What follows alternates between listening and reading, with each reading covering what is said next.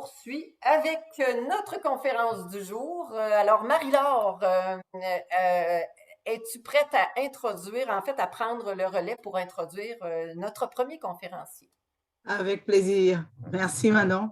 Donc Manon a dû me présenter parce que malheureusement, je n'ai pas pu être là plus tôt. Je m'en excuse. Je suis contente d'être à notre lancement pour cette année, puis j'espère que vous avoir avec nous toute l'année.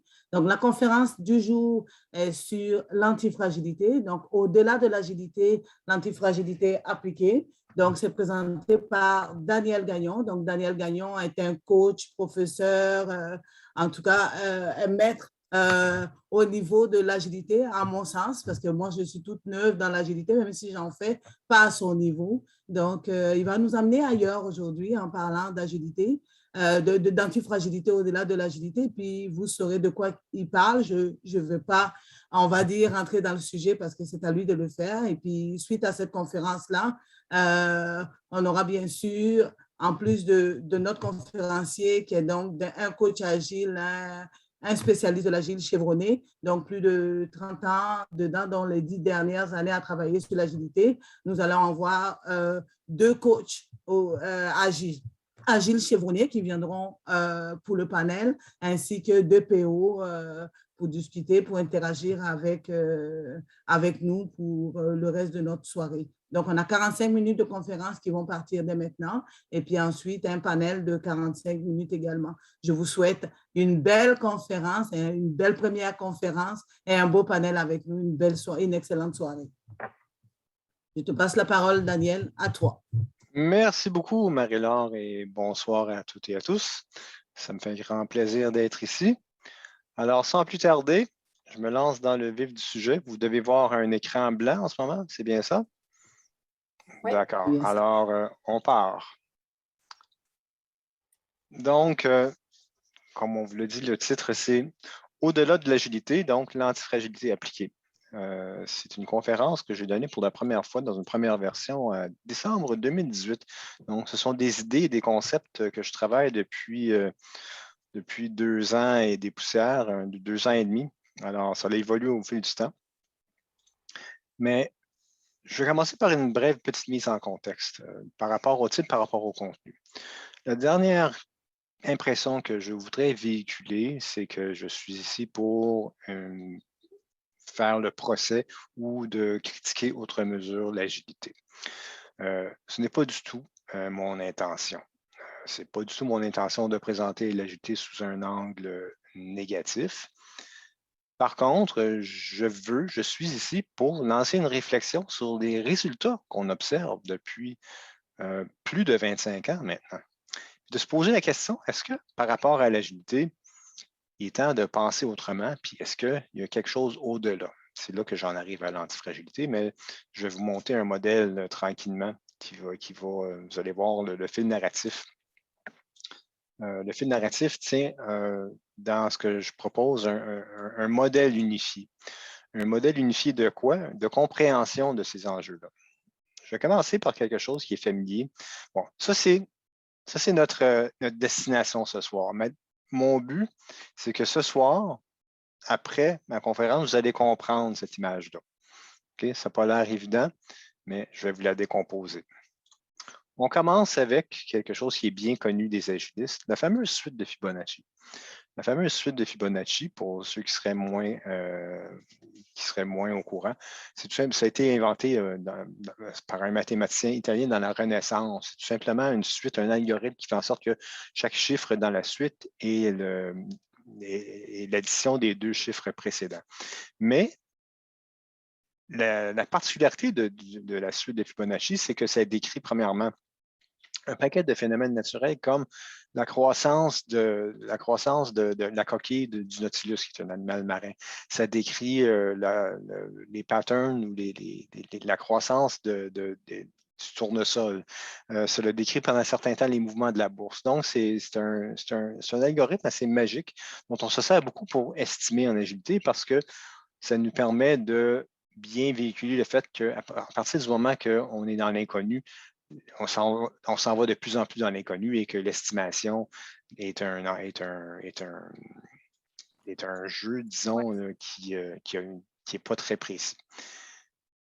Sur ce Nautilus-là, j'ai superimposé, pour ceux qui connaîtraient ça, simplement les catégories amenées par David Snowden dans son modèle Kidevin, qui nous parle qu'on peut être dans un état chaotique, on peut être dans une situation qui est simple, dans une situation qui est compliquée, puis dans une situation qui est complexe.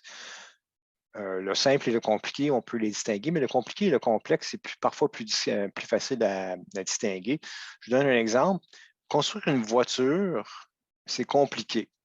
C'est compliqué, il y a beaucoup de pièces, même aujourd'hui, en ce moment, il manque des pièces parce que, bon, les processeurs, etc., mais en bout de ligne, là, on sait comment produire fidèlement des millions de voitures par année. C'est une recette qui est toujours en amélioration, mais bref, c'est compliqué. Même construire un avion, c'est compliqué. Le complexe, c'est nos systèmes, nos grandes organisations, le jeu entre les diverses parties d'une organisation. Quand on est dans un système complexe, même notre présence dans le système fait en sorte qu'il devient difficile à prévoir. Et on se retrouve dans une grande organisation au quotidien, dans un environnement plus complexe que de simplement s'assurer qu'on va construire des voitures toutes pareilles. On va amener ici, puis ça, on va s'en servir. Vous allez voir, il y a une activité interactive. Je vais utiliser le petit laser. Quand on est dans le simple et dans le chaotique, on est dans le fragile. Quand on est plus dans le complexe, c'est là que l'agilité entre en jeu. Puis ce dont je vais vous parler ce soir, c'est au-delà de ça, c'est quoi l'antifragilité? On continue notre travail de construction. La fragilité, l'agilité et l'antifragilité, ce qui aussi distingue le fait qu'on est dans une de ces régions-là, c'est notre attitude et notre capacité à voir les options, les possibilités qui nous sont ouvertes.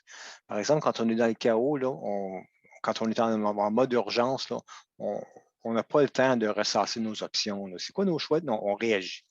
Quand on est dans le compliqué, on est conscient qu'il y a des options souvent, mais bon, on dit, on n'essaie pas de faire des choix qui vont venir,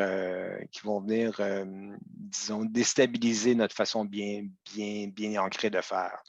C'est lorsqu'on commence à permettre les options, notamment avec une approche agile, et qu'on devient activement à la recherche d'options et qu'on les génère, que là, on devient antifragile. Puis je vais plus expliquer à mesure aussi. Là. Mais rappelez-vous pour l'instant que entre être complètement aveugle, d'avoir une cécité aux options, puis être capable de les générer, c'est ce qui distingue la fragilité de l'antifragilité aux deux extrêmes. Maintenant, on va amener les couleurs amenées par Frédéric Laloux dans son analyse des organisations humaines. Frédéric Laloux nous parlait beaucoup des organisations rouges, par exemple, des organisations impulsives, dominantes, qui vivent dans le chaos, la mafia, les gangs de rue. Tout ce qui est chaotique est basé sur le contrôle et finalement la violence peut être catégorisée de rouge selon Laloux. Avec le temps, on a évolué. On est arrivé à l'ambre qui est caractérisé par des institutions telles que les églises, les grandes églises, le militaire. Dans une organisation ambre, on parle de conformisme et de rigidité, et ça vit bien dans les aires simples et compliquées. Puis on est encore relativement fragile. Le passage de rouge à ambré, d'ailleurs, est très, très difficile parce qu'il y a toujours un très fort risque de rechute. Le meilleur exemple, c'est dans le Parrain 3, quand Michael Corleone essaie de s'en sortir, la fameuse scène. Chaque fois que j'essaie de m'en sortir, il me ramène. Bon, c'est un exemple tiré d'un film de fiction, mais ça illustre bien mon propos que même la première étape est difficile à franchir. La cécité des options, donc, qui caractérise le rouge, vraiment, on est dans la commande, le contrôle, la planification en amont, un suivi rigide du plan. Ça, c'est vrai pour l'ambre aussi. On revient. La petite boîte grise ici qui vient de se rajouter, c'est que nos gestionnaires, là, souvent dans des organisations comme ça, ce seront des experts. des gens qui connaissent très bien ce qu'il y a à faire et qu'on met en position de pouvoir parce que c'est eux qui vont assurer une discipline pour des choses assez simples qu'on a à faire. Même quand ça devient un peu plus compliqué, on a tendance à se fier à des experts. D'ailleurs, on l'a vu avec le Taylorisme, hein. C'était les experts, c'était les scientifiques, c'était les gestionnaires qui faisaient de la gestion scientifique. Chaque geste était chronométré. Ça a été suivi. Ford a mis ça en application vraiment dans ses usines. Ça a été un succès industriel de 1919 à 1927. Parce qu'après 1927, là, Ford a construit exactement la même voiture pendant 8 ans. Exactement la même modalité noire. Puis les ouvriers avaient, si l'ouvrier avait un boulon à tourner, il tournait constamment ce boulon-là. Par ailleurs, le chaplinisme, qui est une autre forme de taylorisme, non, c'est une blague. Mais Chaplin a fait en 1936 une critique acerbe de ça, d'ailleurs, avec son ouvrier qui vire fou finalement sur la chaîne d'assemblage. Mais c'était 25 ans après le lancement de la première chaîne de montage Ford. Je vous invite à vous rappeler de ce chiffre-là, 25 ans. On va y revenir. On s'en vient dans les années 40, dans les années 50, l'après-guerre, les années 70. Nos grandes institutions sont oranges. Nos grandes compagnies manufacturières, nos grandes banques à cette époque-là. Puis on cherche à avoir des gestionnaires qui sont performants, accomplisseurs. Puis les modèles dont puis c'est des méritocraties, donc on mise sur la réussite, la compétition entre les gens. Les modèles dont on s'est imposé, dont on été inspiré, excusez, c'est ce que j'appelle le Weberisme, le Sloanisme et le Druckerisme. Peter Drucker qui a inventé le Management by Objectives, la gestion par les objectifs qui découle de partir du président qui s'envoie dans chaque silo. Alfred Sloan qui a créé les silos Cadillac, Chevrolet, Oldsmobile, Buick chez GM, puis il les a fait compétitionner. Et puis, Max Weber, dans les années 20, qui a inventé à toute fin pratique là, la bureaucratie entre le début du siècle et les années 20. C'est un bureaucrate et un penseur allemand. Puis, quand on reparle des options rendues dans nos institutions oranges qui s'inspirent de ces messieurs-là, on voit bien là, que l'organisation appréhende vaguement là, que, bon, une organisation orange sait que on devrait se garder nos options ouvertes, mais est incapable d'agir la plupart du temps parce qu'on est ancré dans la façon de faire. On fait des réorganisations, mais on réorganise pour en arriver toujours au même silo. Il faut vraiment que le courant passe à travers l'ensemble de l'organisation, ce qui n'est pas le cas ici. Donc, cet orange-là, jusqu'à les années 80-90, le CV, c'était la façon de faire. Puis soudainement, on s'est rendu compte dans les années 90 qu'il fallait s'éloigner de l'orange si on était pour avoir des organisations plus humaines, plus aptes à vivre dans la complexité, plus aptes à nous amener ailleurs, puis amener la société ailleurs. Il fallait s'éloigner de l'orange. Donc, les années 50-60, si on regarde un peu l'histoire des organisations oranges, ben, avec la naissance des TI dans les années 50-60, au début, là, les processus, si on regarde tout simplement les TI pour un instant, c'était agile, c'était presque ad hoc. Je sais que le petit monsieur ici est en train de pitonner direct en production, comme on dit, puis il n'a pas l'air trop inquiet. Les années 70, la méthode devenait un peu plus prédictive, puis ça nous a amené aux années 80, avec une méthode qui est demeurée très prédictive. Et le Québec a contribué de grande façon, avec son macroscope d'ailleurs, à la méthode qu'on appelait donc le séquentiel ou le waterfall. On est toujours dans l'orange. Les années 90, le doute surgit. On a commencé à voir l'éléphant dans la pièce avec les immenses projets de 50, 60, 100 millions qui commençaient à ne plus livrer ou qui étaient annulés, etc. Puis le doute a surgi, puis autour des années 93, on a vu quelque chose commencer à émerger. L'agilité, c'est une nouvelle approche qui regardait ce qu'on faisait en orange puis disait, ça n'a pas de sens. Ça n'a pas de sens qu'on soit pris de même. C'est un mouvement qui a évidemment commencé au niveau des équipes, puis plus particulièrement au niveau des équipes TI, qui voulaient un retour aux sources des façons plus légères de faire des années 50.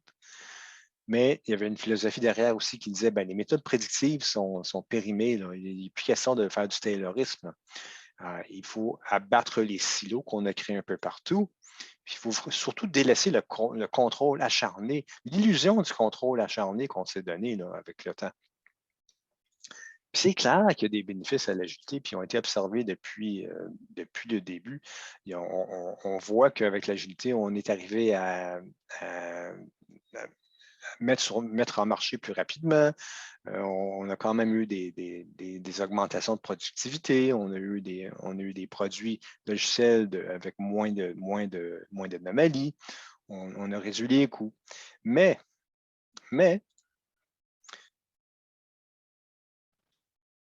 il y a encore un nombre au tableau. Il y a un livre qui est sorti de Jeff Sutherland qui disait Scrum, c'est l'art de faire 2 fois le travail dans la moitié du temps. Oui, c'est arrivé à un ou deux endroits, mais il parle ici d'une augmentation de la productivité promise de 400 Les études qui sont disponibles démontrent, en fait, j'ai toutes les sources. J'ai fourni à l'IBA toutes mes sources. Les sources démontrent en fait que ce n'est pas 400 qu'on atteint avec l'agilité et avec Scrum. Là. À cause de tous les autres facteurs, c'est 12 en moyenne.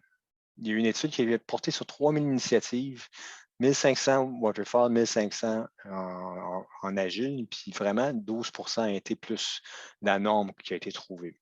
Puis quand on passe à l'échelle, on parle de 5 à 12 toujours selon la même étude. Bon, ça, c'est une étude. J'ai creusé plus loin. Le Business Agility Institute a fait des sondages mondiaux 2018-2020.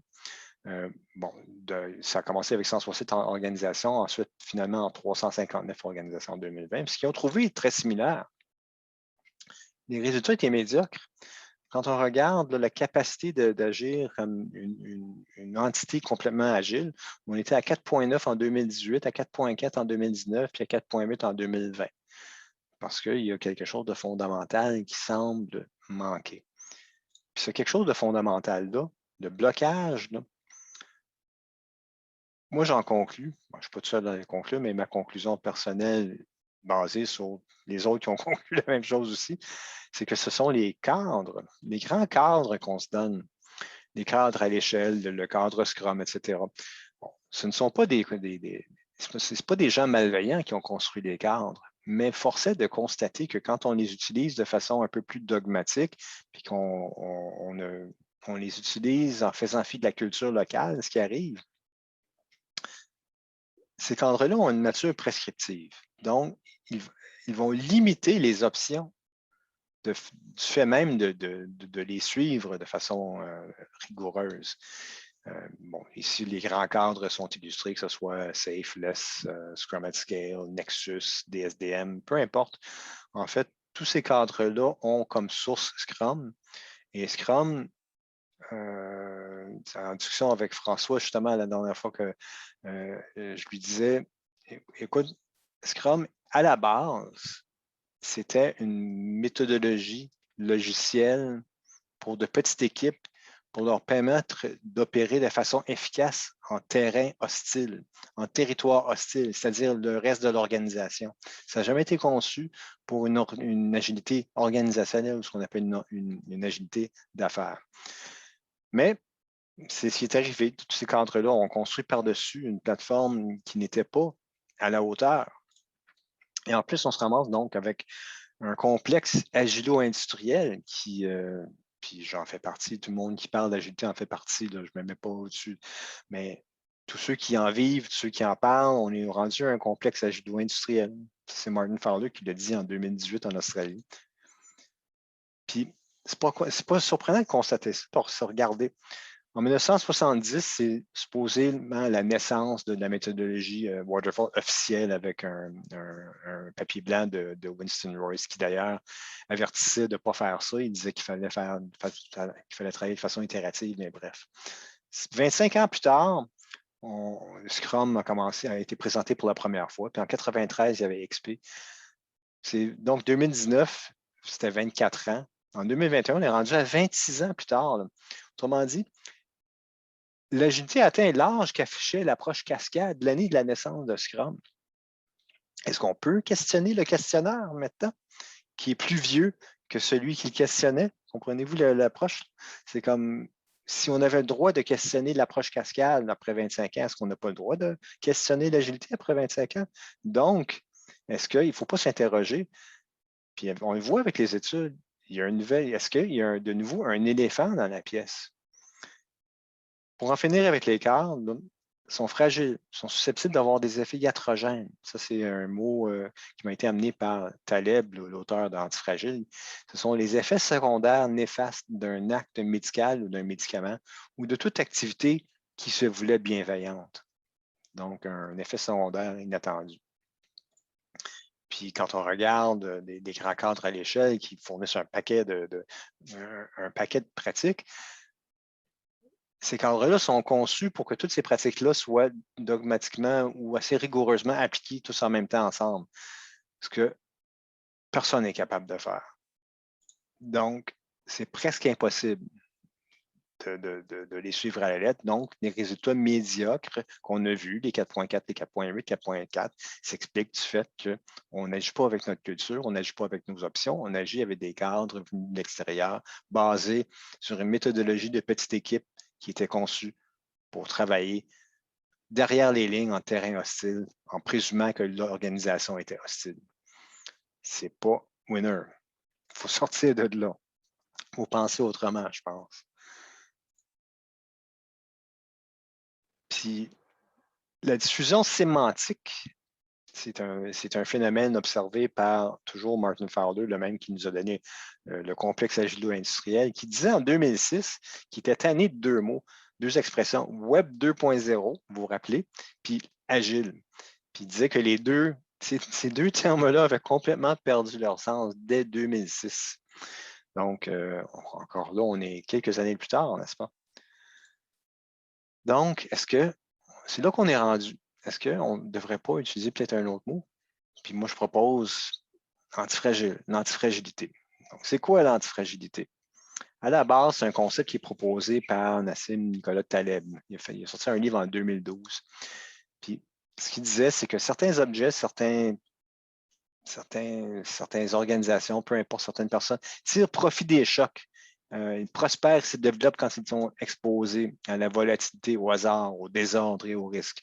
Ils aiment l'aventure, le risque et l'incertitude. Un cendrier en porcelaine, une tasse en porcelaine, ce n'est pas antifragile. Donc, si on va regarder vraiment, là, la fragilité, on sait c'est quoi. On la voit tout de suite. Ça nous saute aux yeux. Ça devient plus complexe quand on doit distinguer, par exemple, la robustesse. La robustesse ne suffit pas. Ça, c'est une Land Rover de, je pense, 1957 qui roule encore quelque part en Afrique. C'est vieux, mais à un moment donné, la robustesse ne suffira pas. Là. Quand il n'y aura plus aucune pièce imaginable disponible, à un moment donné, elle va arrêter de rouler, cette Land Rover. Là. La résilience, tout le monde sur LinkedIn parle de résilience aujourd'hui, mais ce n'est pas ça qu'ils cherchent. Ils cherchent l'antifragilité. La résilience, c'est plate.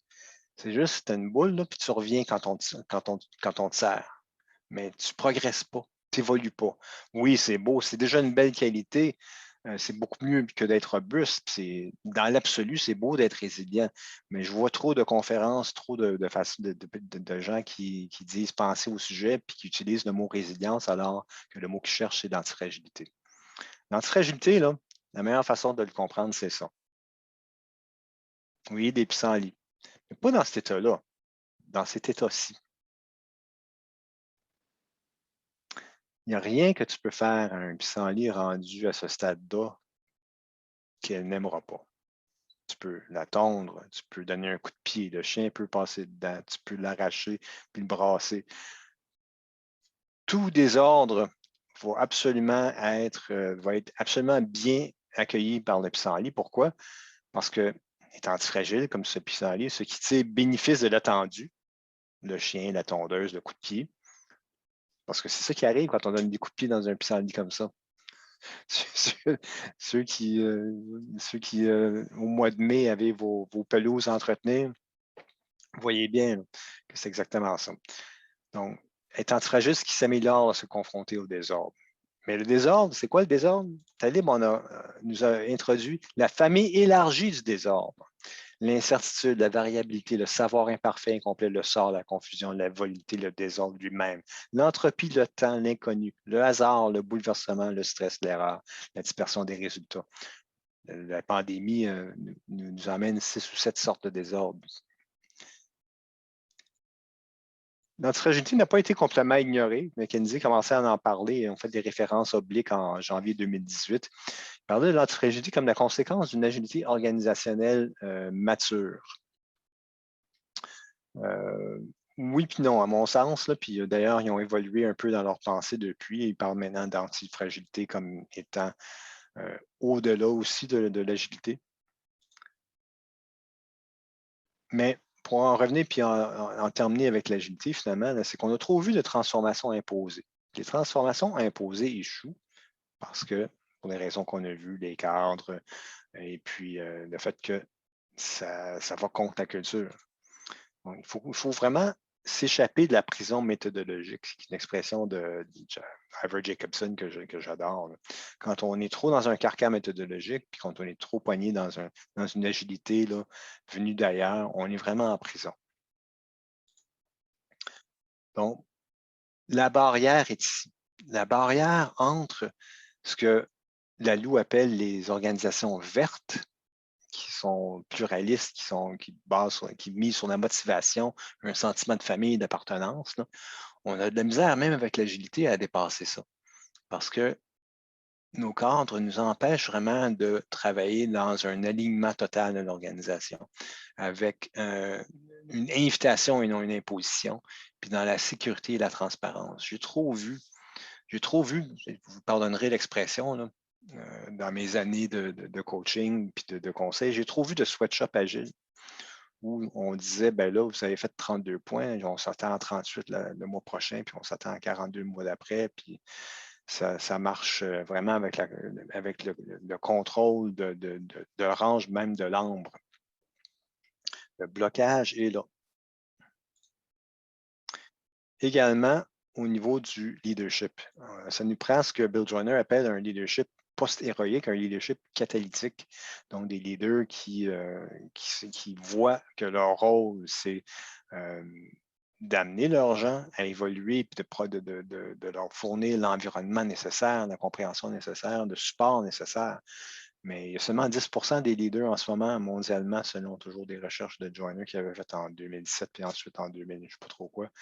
C'est peut-être 10 ou 12% des leaders qui sont rendus là, nos gestionnaires, nos leaders. Puis, autre fait intéressant, l'agilité n'a pas aidé parce que l'agilité, a priori, est toujours nié jusqu'à l'existence des gestionnaires, a nié jusqu'à l'existence des chefs de projet, a nié jusqu'à l'existence d'un leadership autre que celle de l'équipe. Donc, encore une fois, pas aidant. Donc, ce leadership post-héroïque-là est nécessaire. Une autre condition aussi pour arriver à permettre des options d'éclat, puis aller chercher vraiment le 20% d'efforts discrétionnaires de tous, l'atteinte de la sécurité psychologique. Ça aussi, c'est quelque chose dont on parle énormément, mais il y a 4 phases de la sécurité psychologique. La plupart des organisations en accordent 2. L'inclusion, donc ils ont le droit d'aller dans l'équipe, puis la sécurité d'apprentissage, tu as le droit d'écouter puis regarder ce qu'on fait. Mais on tarde à donner la sécurité de contribution. C'est très rare les endroits où on est en sécurité, où les gens qui mettent au défi l'autorité et qui mettent au défi l'ordre établi et qui posent des questions difficiles, qu'il n'y a pas de séquence, qu'il n'y a pas de conséquences. Donc, on voit beaucoup de théâtres de sécurité psychologique en ce moment dans les organisations aussi. Mais les gens qui mettent au défi et qui s'opposent au narratif imposé ne sont pas sécures dans la plupart de nos organisations, malheureusement. Alors, on voit qu'il y a une autre barrière ici. Mais avant ça, je crois que... oui, OK. Il y a un exercice interactif que je vais placer bientôt. Il y a une autre barrière ici, même si on réussit à dépasser le verre, là, pour en arriver à ce que la Lou appelle les organisations opales, les Buurtzorg, les Haier, même une organisation comme Patagonia. Il y a plusieurs exemples dans le livre de la Lou, puis il y a d'autres auteurs qui ont repris et rajouté à ces exemples-là depuis. Là. Quand on parle d'une culture d'expérimentation, d'imputabilité des équipes, d'amélioration continue, d'agentivité, ça c'est au-delà de donner du pouvoir, c'est faire des gens qui travaillent pour nous, des agents de leur propre destin à l'intérieur de l'organisation. Puis gérer ces options-là, là, ça devient critique aussi. Puis Joyner avait identifié là, que deux autres types de leaders, mais on va s'en tenir au catalytique parce que finalement, il a fini par avouer que les deux autres, il était difficile de les distinguer. Là. Fait que la recherche d'options puis la génération d'options pour dépasser la deuxième barrière puis arriver à une organisation opale antifragile, là, ça passe vraiment par toutes les parties prenantes, tous les morceaux de l'organisation doivent rechercher activement ensemble des options au quotidien. Ce qui nous amène à notre activité interactive. Dans le chat, je vais vous donner un lien vers un Miro que je vais également partager à l'écran.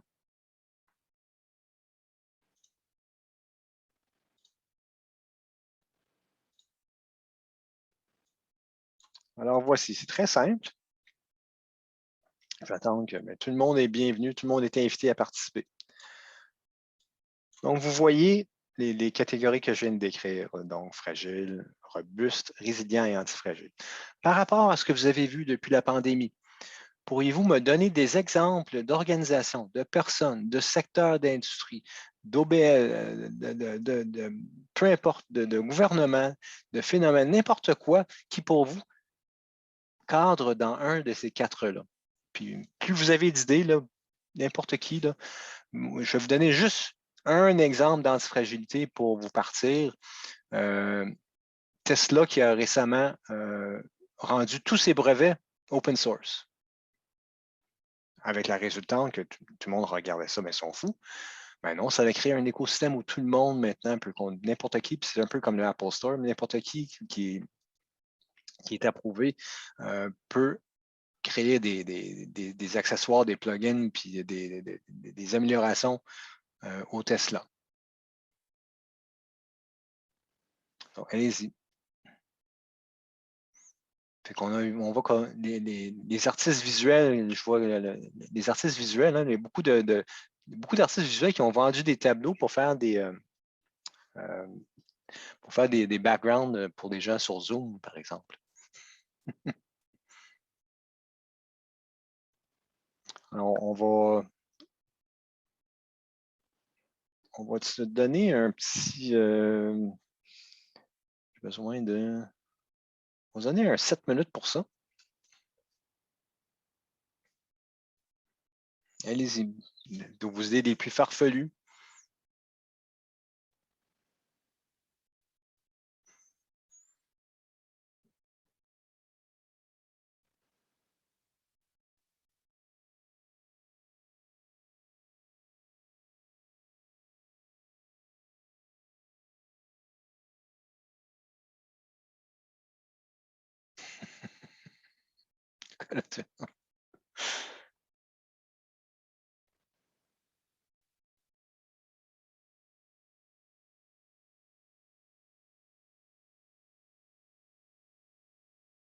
N'oubliez pas, c'est surtout par rapport à leur réaction ou la façon que les idées que vous allez trouver ont soit répondu ou ont vécu la pandémie.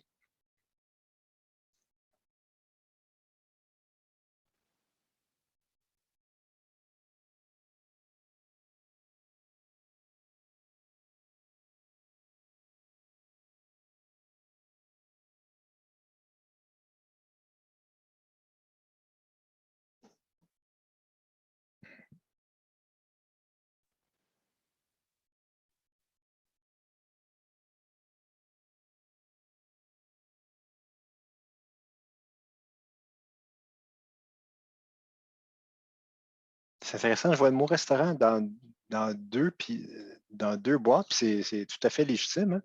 Il y en a qui ont très bien tiré leur épingle du jeu avec le take-out, etc., avec les mets à emporter, d'autres moins. Chocolat favori. Ouais.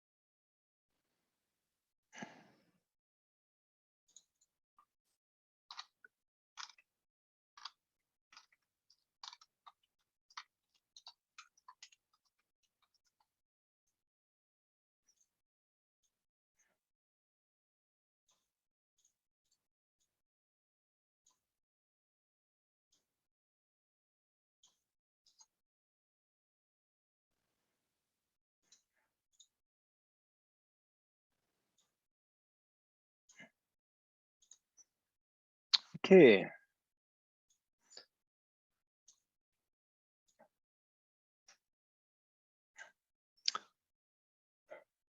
OK. Encore une minute.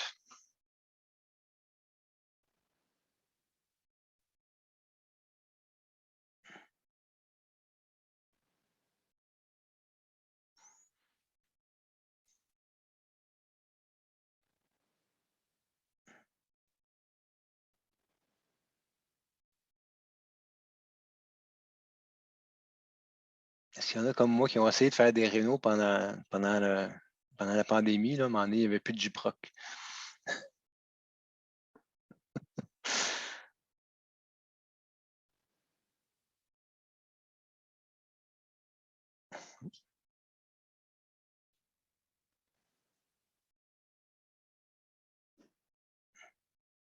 Ouais, oui, c'est que de bonnes réponses.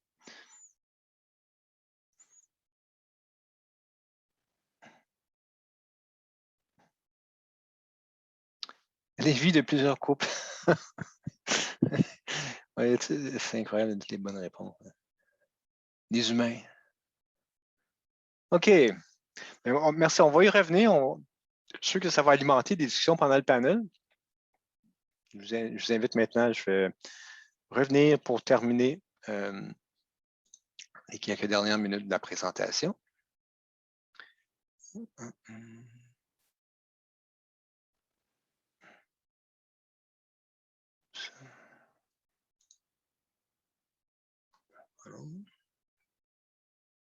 Stop share.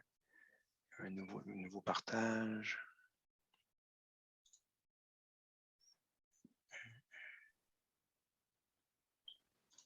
Voilà.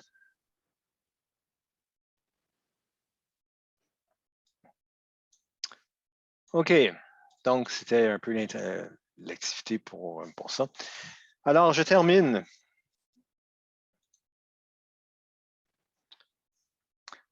Donc, au niveau des organisations, là, puis de ce qu'on veut pouvoir faire pour améliorer nos options, passer à un environnement plus inclusif, passer à un environnement où nos leaders commencent à être plus catalyseurs. La première chose que les agilistes doivent faire, c'est comprendre aussi que, puis nous tous, mais surtout les agilistes doivent comprendre que la chaîne de valeur complète, là, puis vous, des analystes d'affaires, vous êtes très bien placés pour comprendre cette réalité-là. Là. Une chaîne de valeur complète là, sur 24 à 36 mois, là, il n'y en a qu'une infime partie qui est vraiment sous l'égide des TI. Puis même si on agilise le développement pour aller 2 fois plus vite, dans ce petit bout-là, c'est vraiment pas là où que les gains sont à faire. La contrainte n'est plus dans les TI, finalement. Ce sont les diverses fonctions corporatives qui doivent maintenant mener le bal. Puis on doit les voir comme des partenaires et non des dragons. Puis si on revient à notre Nautilus avec les options, si je vous plaçais les couleurs de l'anou avec des fonctions corporatives, regardez là, les finances, l'architecture d'entreprise, les RH. Puis je les ai placés un peu aléatoirement, mais on peut s'attendre à ce que les fonctions corporatives en général vont se retrouver un peu dans ces eaux-là. Ben, ce qu'il faut faire, c'est faire des expérimentations avec eux ensemble pour les amener. Puis ça, je l'ai fait avec des gens d'Audi, je l'ai fait avec des gens DRH dans ma carrière. C'est amener les fonctions corporatives à expérimenter puis aller au-delà de leur façon habituelle de faire. On va faire qu'ensemble, on va dépasser le verre, puis qu'on va s'orienter tranquillement vers l'opale. Puis on peut le faire avec des projets témoins, des champions, des brises-glaces qui vont exposer ces besoins de collaboration-là. Puis la gouvernance, la conformité, les finances, l'audit, comme je disais, la sécurité, etc. C'est tous des bons candidats. Puis j'ai fait dans ma carrière, j'ai fait des expérimentations avec tous ces gens-là. Puis c'est toujours très bien accueilli. L'expérimentation comme telle, il y a plusieurs façons de s'y prendre. Il faut toujours évidemment expérimenter pour apprendre, mais voici par exemple le modèle du Toyota Kata. Puis là, je parle des gens qui sont habitués dans la gestion du changement. Alors, je n'ai pas besoin de vous faire plus de dessins que ça. Il y a un autre modèle qui est le canevas des expérimentations de Jeff Anderson, un Canadien qui était chez Deloitte puis qui est parti à son compte il y a plusieurs années, qui a écrit ce livre-là qui est absolument fantastique, qui nous donne un canevas pour traiter les expérimentations de façon consistante. Puis pour choisir ces expérimentations-là, le livre nous apprend qu'il y a 3 sortes de gaspillage qu'on peut essayer d'éliminer. Le MUDA, le gaspillage de ressources, qu'on voit très bien ici. Le MURA, quand les ressources sont irrégulières. Puis le MURI, l'excès de charge par rapport aux ressources. On peut tout mettre ça ensemble, avoir des projets de témoins, une table de gouvernance d'amélioration continue. On priorise avec WSGF. Ici, c'est une technique de priorisation introduite par Don Reinertsen qui nous permet de faire de la priorisation économique là, du CD3. On peut mettre nos expérimentations dans le collimateur, les rouler en Kanban, voir si le bloquant est réglé. Sinon, donc on systémise l'amélioration continue. Et évidemment, on n'est pas une organisation apprenante si on ne consigne et on ne partage pas les résultats. Fait qu'on voit bien ici là, un exemple typique de choses que j'ai également. Des expérimentations que j'ai faites avec les finances, avec la sécurité, avec aussi la gouvernance au niveau de la traçabilité. Donc, il faut créer puis exploiter des points d'inflexion pour ça. Vous vous rappellerez qu'on la ligne rouge là, qui plafonnait quand on faisait que ne suivre des cadres de façon dogmatique, bien, quand on fait de petites expérimentations puis qu'on apprend, c'est là qu'on peut avoir une inflexion. Puis générer des options, finalement, c'est partager des résultats des expérimentations, régler chaque enjeu une seule fois pour l'ensemble de l'organisation, puis documenter les nouvelles façons de faire. Ultimement, deviendra antifragile l'organisation qui va se consacrer là, à dépister, exposer, puis exploiter ses options dans un cadre sécuritaire, psychologiquement, d'apprentissage en continu, piloté par une expérimentation. Et puis voilà, c'est tout. Je vous invite à me suivre, me contacter sur LinkedIn. Et puis voilà, je redonne les manettes.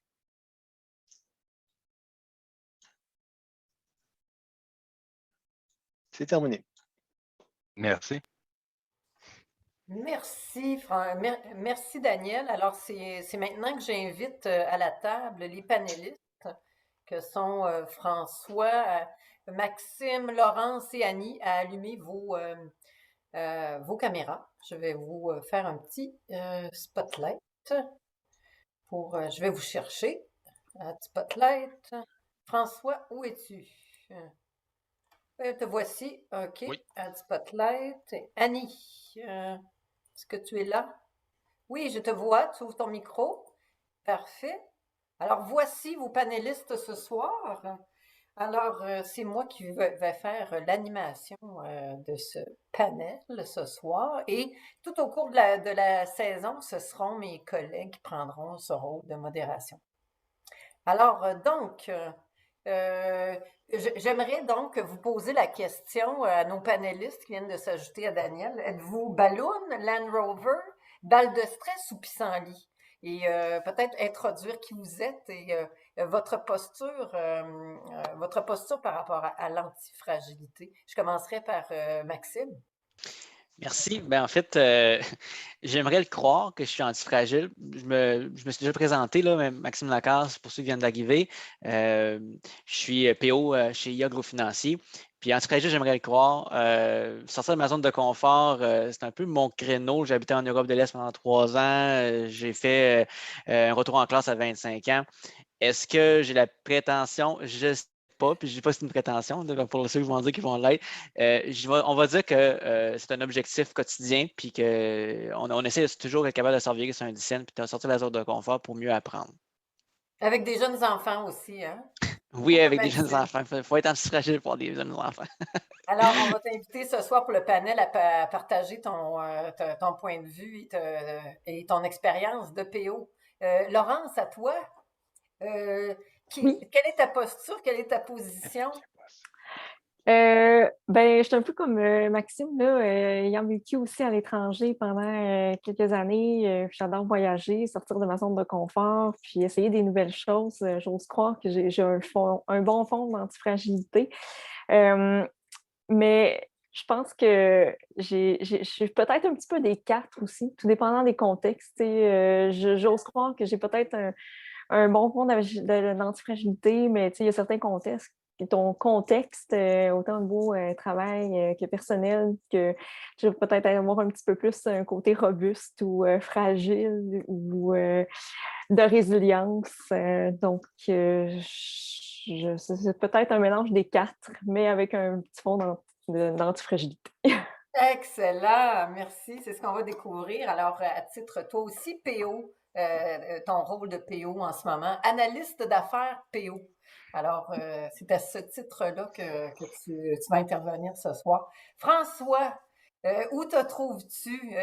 Qui es-tu, si tu veux t'introduire à l'assistance, à l'audience? Tout à fait. Donc, François Barbeau, coach agile, depuis quelques temps, là, je suis au Mouvement Desjardins. J'ai commencé ma carrière il y a 12 ans comme Scrum Master. J'étais dans un domaine très différent, j'étais dans le domaine du jeu vidéo, donc des jeux mobiles. Puis on en a parlé lors de notre dernière rencontre. C'est vraiment en travaillant sur un jeu mobile que j'ai découvert l'antifragilité. Je ne savais même pas que le mot existait. J'ai été exposé au mot très récemment grâce à toi, Manon, et merci pour l'invitation. Mais c'est un phénomène naturel. Quand tu te casses un bras, ton os, quand il va se ressouder, il va être 2 fois plus solide. Fait que ça se trouve dans la nature. Fait que quand ça se trouve dans la nature, moi, ça me parle. C'est du gros bon sens. Puis je dirais que quand j'étais dans mon ancienne vie, Scrum Master dans le domaine du jeu mobile, je pense que c'est là que j'ai eu mon premier épisode d'antifragilité. J'ai arrêté de donner des ordres, j'ai arrêté de dire voici la solution que je veux, guys, puis grouillez-vous le pompon de me livrer ça, parce que les gens n'ont pas été capables de livrer. Alors là, j'ai dû faire le leap of faith de me dire OK, j'ai pas la solution, je vous fais confiance. Fait que j'ai commencé à changer de posture. Fait que oui, je suis d'accord avec les personnes qui ont parlé jusqu'ici. Tout dépendamment, tu l'as bien dit, Laurence, dans quel contexte tu vas te trouver. On doit s'adapter, on doit s'ajuster, mais j'en ai un petit peu d'antifragilité aussi. Ah, merci, François. Annie, toi, où te trouves-tu? D'abord, peux-tu te présenter et nous dire, es-tu ballon Land Rover, pissenlit ou balle de stress? Moi, je suis un tournesol, en fait. Non, c'est bien. Je me présente d'abord. Je suis Annie Fortin, je suis coach agile, consultante chez Alitia. Chez Alitia, j'ai le rôle de directrice de pratique en agilité d'affaires. Donc, plein de nouvelles choses qui vont commencer, débuter très bientôt. Pour ma part, je vous dirais que j'ai beaucoup d'antifragilité. J'adore me sortir de ma zone de confort, étant une personne à la base introvertie. Donc, déjà là, on voit mon antifragilité. J'aime me retrouver dans des situations où est-ce que, justement, je vais je ne trouve plus mes bases, je ne trouve plus sur quoi je dois m'appuyer. Puis donc, cette instabilité-là personnelle, je l'aborde. Et puis, dans mon approche en transformation organisationnelle, c'est également la même chose que de le faire. Donc, je vais challenger mon client, je vais essayer de l'amener ailleurs, lui faire comprendre la posture. Puis, je suis très axée sur la culture avant de faire du savoir-faire, avant de faire de l'agilité, du Scrum, du Kanban. Je vais travailler énormément sur la culture de l'organisation, ce qui fait de moi, je pense, un coach antifragile. Donc, essentiellement, je suis antifragile, mais comme le dit Laurence et François, tout dépendant dans le contexte ou la situation que l'on vit, des fois, il y a peut-être autre chose qui va surgir. Moi, je suis fragile au sorbet, au citron. Oui, c'est ça. Moi, tu vois, c'est au jujube, je suis fragile.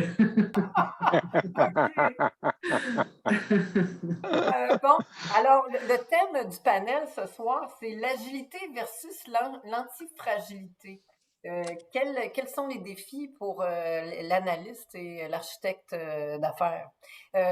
Avant d'aller dans l'antifragilité, l'agilité, et là je poserai la question à Annie qu'est-ce que c'est en fait? Comment ça se décline l'agilité aujourd'hui dans les organisations? On parle beaucoup de transformation numérique. Il y a énormément d'organisations qui décident de faire le virage, de passer à autre chose. On fait de l'agilité, on l'a dit tout à l'heure, depuis 25 ans. Donc, Scrum, Kanban, c'est des métaux qui ont été abusés. Maintenant, on parle d'agilité à l'échelle, mais encore là, c'est beaucoup orienté sur du savoir-faire. Maintenant, c'est ce que je vois, puis j'entendais Daniel le dire tantôt, puis je réfléchissais énormément. Je me suis dit, bon, l'agilité a toujours sa raison d'être parce que c'est du savoir-faire. Maintenant, est-ce qu'on ne devrait pas dire qu'on fait de l'agilité antifragile? Donc, c'est-à-dire que l'antifragilité deviendrait la transformation de l'organisation où est-ce qu'on vient affecter la culture, on vient revoir la façon de savoir-être de nos leaders, repositionner les différents rôles dans une nouvelle structure organisationnelle. Donc, je demanderais de couper vos micros à ceux qui ne sont pas sur le panel. Merci. J'ai perdu mon idée, mais est-ce que finalement, je pense que des deux, à la fois, l'agilité, je la vois davantage, puis d'autant plus aujourd'hui, après t'avoir entendu, Daniel, en termes de savoir-faire, en termes méthodologiques. Par contre, l'antifragilité, je pense que c'est la solution vers une transformation qui s'avérera être un succès éventuellement. Est-ce qu'on peut fermer les micros? C'est moi qui je m'en charge. J'essaie juste de voir qui sont là. Ça ne sera pas long. On va être antifragile nous autres aussi. Bien sûr. Je regarde. Alors, c'est Marlène Olivier.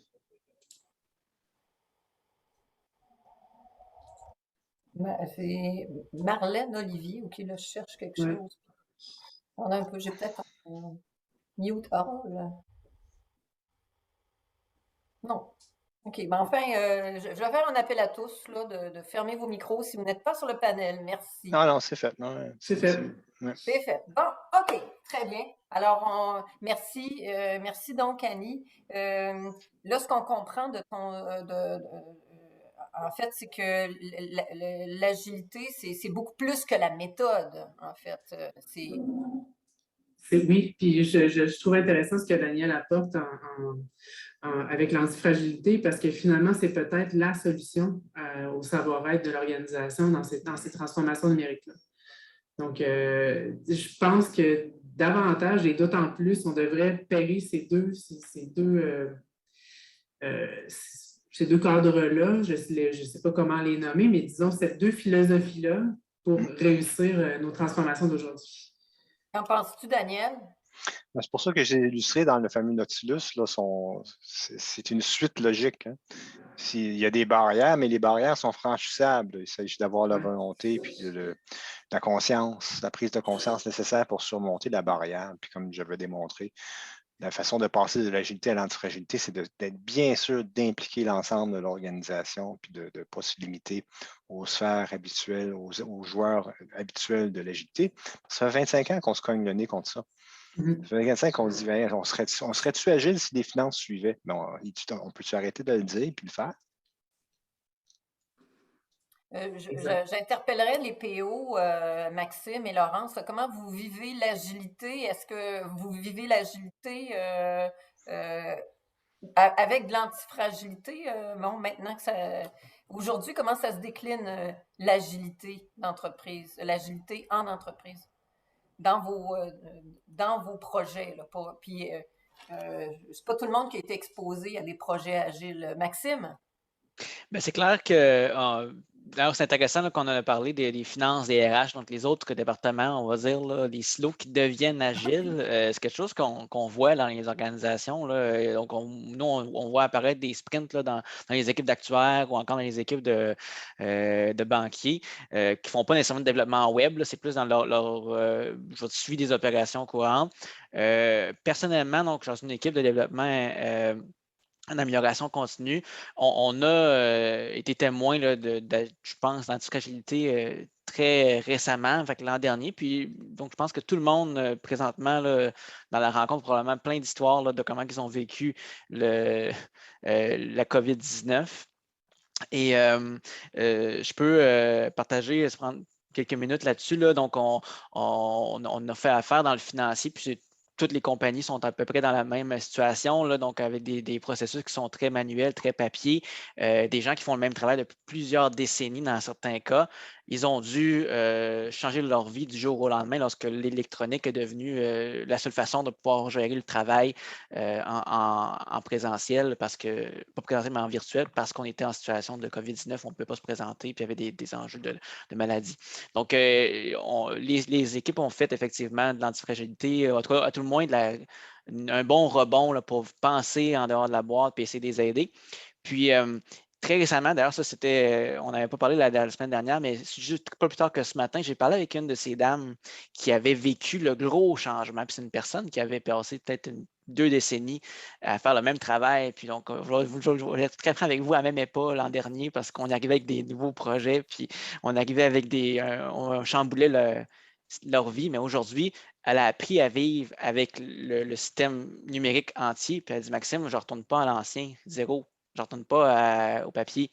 Puis amenez-en des changements, il faut tout les prendre. Puis ça m'a fait penser au pissenlit à Daniel, puis je suis content qu'on l'ait vu parce qu'effectivement, cette dame-là, donc elle a pris goût à sortir de sa zone de confort.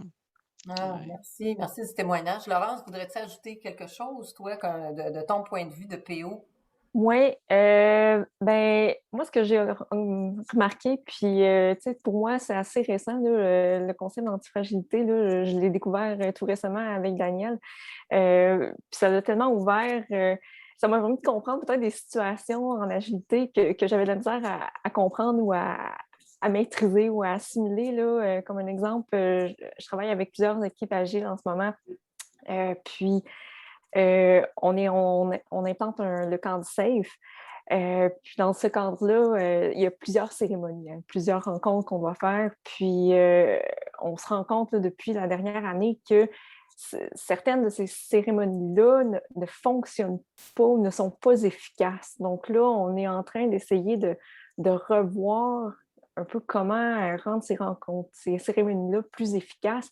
Puis ce que j'observe, c'est que dans 2 équipes, 3 équipes, ils vivent ça très, très différemment. Pour eux, une rencontre est super efficace, alors que pour l'autre, elle ne l'est pas du tout. Donc, on essaie de fusionner peut-être 2 cérémonies pour en faire qu'une seule, mais la rendre le plus efficace possible. Puis là, peut-être, là, ça va un peu, j'avais un peu l'hésitation, comme un Scrum Master, je travaille aussi beaucoup avec les Scrum Masters, dire, ben, est-ce qu'on est encore en mode agile, quand on défait un peu toutes ces cérémonies-là, puis on les remodèle un petit peu pour s'adapter, personnaliser à une équipe. Donc, je pense que ça vient peut-être un petit peu l'antifragilité est venue peut-être mettre un mot sur ce qui se passe en ce moment, puis ça a venu dédouaner un petit peu tous ces changements-là. Puis là, on dirait que je suis plus en paix avec tous ces changements-là, Ouais. mais tout en gardant les concepts agiles. OK. Ben, tout à fait, Laurence, parce que je veux juste réagir là-dessus, c'est parce que, comme je l'ai mentionné tantôt, la crédibilité de l'agilité qui dit « je vais tout regarder d'un œil critique », la seule chose qui n'est pas critiquable, c'est moi. C'est douteux, là. La métaux. La métaux. Ben, je ferai du pouce là-dessus, puis je poserai la question à François. Faire de l'agile ou être agile, là, en tant que dans ta position de coach agile, comment tu réagis dans un contexte tel que décrit par Laurence? Où là, la métaux, elle doit être de l'autre côté. Regarde, je l'ai toujours sous la main, là, le fameux Gris Scrum. Là. Rendu à 15 pages. C'est un framework qui est très succinct. Ça ne répond pas aux questions.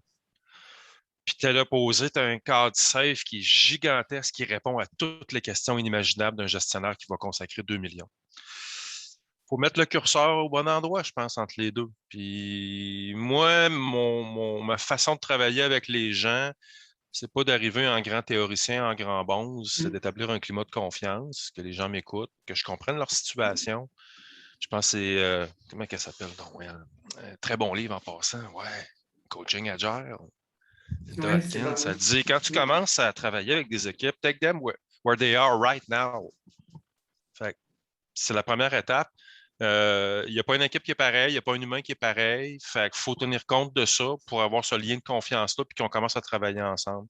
Super intéressant, Maxime, ton histoire que tu nous as partagée tantôt. Puis quand je me suis présenté, le leap of faith de OK, je me lance, je plonge, on verra la température de l'eau après.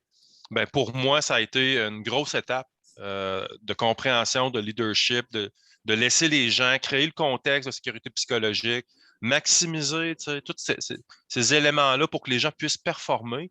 Puis les contrôles dont je vous parlais tantôt, qui étaient sur un téléphone mobile tout à fait nouvelle pour moi, j'étais producteur dans le jeu vidéo, c'était avec des étudiants que je travaillais. Puis le jeu dont je vous parle, ça a été un des plus gros succès de l'École nationale en divertissement interactif. On a franchi 8 millions de téléchargements. Là, on se ramène en 2009-2010. Le jeu a été lancé en 2010. 2 ans après, on avait franchi 500 millions de downloads avec des gens qui avaient sorti des écoles, qui avaient zéro expérience, qui n'avaient pas livré grand-chose. Puis on l'avait livré sur du iPhone, sur du mobile. Donc, moi, à partir de ce moment-là, j'ai fait OK, là, j'ai compris quelque chose. Puis c'est là que j'ai vécu, je pense, sans le savoir, une première grande étape de l'antifragilité. J'étais capable de comprendre l'importance de générer le contexte, mais on était dans une petite start-up. C'est pas Desjardins. Quand j'ai commencé dans le jeu vidéo, on était très agile, on se revirait sur un 10 cents. Si on ne livrait pas, on perdait 25 cents, les têtes roulaient, hey, ça allait pas bien. Tu arrives chez Desjardins, c'est tout à fait un autre contexte. Puis là, peut-être que je devance les questions, mais moi, j'ai vécu. Vas-y, c'est bon. Ouais, j'ai vécu un peu les deux côtés du miroir, petite entreprise, grande business. Puis j'ai eu un choc, je dirais. Là, je vois les grandes entreprises comme des gros paquebots dans le fleuve Saint-Laurent qui sont très difficiles à tourner. C'est pas toujours évident. Puis je pense que c'est Craig Larman qui disait que la culture d'une grande entreprise provient un peu de sa structure ou beaucoup de sa structure. Parce que tous les gens qui font partie de la structure, ben, ils ont une job à faire. Ils ont un contrat, ils ont une liste de choses à faire et ils doivent le faire. Fait que c'est très difficile dans ce contexte-là d'arriver à déployer quelque chose de succinct comme ça. Puis ça ne répond pas aux questions. Donc, ça, c'est la job du coach, d'amener ces éléments-là, puis ces ingrédients-là. Puis pour moi, l'agilité, c'est beaucoup plus du savoir-être que du savoir-faire. Je vois Scrum, entre autres, comme un levier ou un tremplin pour atteindre puis s'élever à changer les comportements des gens. Entre autres, Maxime, j'étais à l'Industrielle Alliance à partir de 2016-2018. J'ai vu des équipes que ça faisait 5 ans qu'ils travaillaient ensemble. OK, vous n'êtes vraiment pas dans Jira, vous avez des tableaux physiques, vous n'avez pas de burn-down, on n'a plus besoin de burn-down, notre vélocité est connue. Ça fait combien de temps que vous travaillez ensemble? Ça fait 5 ans. OK. Vous êtes en connaissance pas mal de votre portée, votre vélocité, tout ça. Tout le monde se connaît. J'ai pu voir qu'ils ont été capables de générer le bon contexte pour atteindre les vrais bénéfices de l'agilité. Puis c'est juste une petite quote comme ça. Je ne sais pas s'il y en a qui connaissent un des co-signataires, là, Alistair Coburn, du Manifeste Agile. Il y a une super belle slide dans le temps où on part du Manifeste Agile 2001, puis là, on a une explosion de différents frameworks. Safe est apparu, des indicateurs, des KPI. Lui, ce qu'il dit, c'est essayons de scoper down puis de revenir justement au savoir-être. Donc, se concentrer sur les individus. C'est pour ça que le sujet de l'antifragilité, ça parle des gens. Moi, ça me parle. Puis le hamster, il vire pas mal depuis qu'on a commencé à discuter ensemble. Fait que c'est pas la métaux, donc c'est les individus qui constituent les équipes qui utilisent la métaux. C'est eux la force de frappe. Fait que c'est eux qui vont réaliser. Fait que moi, je pense que c'est important d'arriver à créer le contexte, le meilleur contexte possible pour les aider à livrer. Fait que moi, je le vois comme ça. Donc, j'ai une approche qui est très humaine, là. Je pense que c'était un peu dans ma description là, lors de la présentation. Ouais. Mais c'est comme ça que je réussis à avoir de l'écoute aussi, d'avoir des bonnes conversations, de l'empathie, de l'ouverture. Puis c'est là que je peux tranquillement commencer à intervenir puis discuter avec eux, les challenger un peu, poser mes questions. Puis ensemble, on va constituer comment nous, on veut travailler. Puis selon votre contexte, parce qu'il n'y a pas un contexte qui est pareil, selon votre contexte, qu'est-ce qu'on pourrait vous amener, des petits quick fix? Puis là, on commence à faire virer la roue de l'amélioration tranquillement. Les gens n'aiment pas beaucoup le changement. Fait que quand tu amènes des petits changements, des petits bénéfices, ben là, il y a une dynamique qui s'installe, puis là, il y a une inertie. Puis là, on a une belle relation, puis on construit ensemble. C'est pas tant que les gens n'aiment pas le changement. Ce que les gens, de mon expérience du moins, n'aiment pas, c'est les changements qui leur sont imposés. Ça, c'est vrai. C'est un très bon point, très, très bon point. Oui, j'abonde. Il y a des approches de coach aussi qui sont très drastiques. On change du tout au tout. Ça, c'est dérangeant pour les gens parce que voici la théorie, c'est ça qu'on fait. Un petit peu. Tu peux écouter un peu notre réalité à nous autres puis nous respecter là-dedans? C'est très important. Je ferais du pouce, puis en fait, là, tu as parlé de start-up, tu as parlé d'une réalité de grande entreprise. Est-ce que, puis je posais la question à Annie, est-ce que c'est très différent dans le domaine public, au gouvernement? Tout à fait, tout à fait. On est dans le gouvernement, surtout, on est pris on est comme cadré, on est vraiment pris dans une boîte de sardines, je pourrais dire, où est-ce que on doit suivre ce qui, et d'un, on a des gens qui ont un titre, qui ont une description de tâche. Ça, c'est un volet. L'autre chose aussi également, on est pris dans des lois, des règles. On doit alimenter le Conseil du Trésor, qui lui est traditionnel comme ça se peut pas. Donc, déjà là, ça vient créer une certaine lourdeur, une certaine complexité. François en parlait tout à l'heure, le paquebot se tournait ici dans le fleuve. On se rappelle quand la Queen Elizabeth est venue, ça a été quand même toute une expérience de le voir tourner pour repartir par la suite. Ben, c'est un peu ça qui arrive au gouvernement, c'est que quand on arrive avec ces changements-là, quand on veut déloger les gens, leur dire que maintenant, ta posture de leader, c'est plus je commande et je contrôle, mais bien je te supporte et je te coach. Donc, on vient changer complètement les paradigmes dans lesquels on a toujours été habitués. Donc, et d'autant plus dans un contexte gouvernemental, puisqu'on n'a pas la flexibilité du domaine privé ou du jeu vidéo. Donc, oui, c'est un défi en soi. Il faut être anti-agile pour réussir à passer au travers. Anti-agile? Anti-fragile, excuse, oui.